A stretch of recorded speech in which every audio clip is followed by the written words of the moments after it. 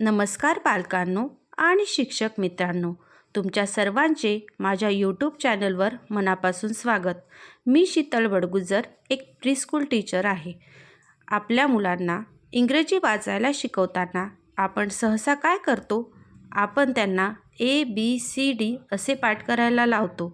पण तरीही जेव्हा एखादा नवीन शब्द समोर येतो तेव्हा मुलं गोंधळतात का? कारण आपण त्यांना अक्षरांची नावं शिकवली, पण त्यांचे आवाज, साऊंड नाही शिकवले.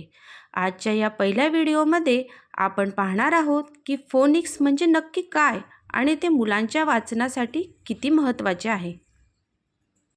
सोप्या भाषेत सांगायचं तर अक्षरांचे आवाज आणि त्यांची वाचनातील स्वरूप यांचा संबंध म्हणजे फोनिक्स. बघा, इंग्रजीमध्ये 26 अक्षरे आहेत, पण तुम्हाला माहीत आहे का, या 26 अक्षरांचे मिळून 44 वेगळे आवाज निघतात. उदाहरणार्थ बघा हे अक्षर आहे B, पण याचा आवाज आहे ब, आणि हे अक्षर आहे C, पण याचा आवाज आहे क. जेव्हा मूल हे आवाज ओळखायला शिकतं तेव्हा त्याला शब्द वाचन खूप सोपं जातं. चला तर मग बघूया की शब्द कसा तयार होतो. आता एक छोटा प्रयोग आपण करूया. जर मुलाला CAT म्हणजेच कॅट हा शब्द वाचायचा असेल तर तो कसा वाचेल? Cचा आवाज आहे क, Aचा आवाज आहे ॲ आणि Tचा आवाज आहे ट.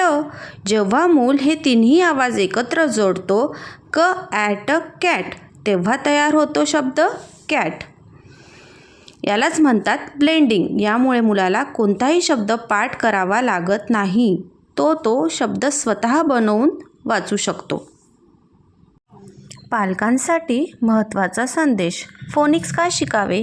यामुळे मुलांची स्पेलिंग पाठ करण्याची कसरत थांबते.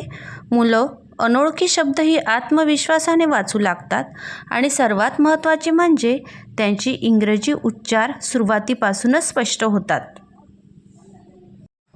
तर मित्रांनो, हा होता फोनिक्सचा एक छोटासा परिचय.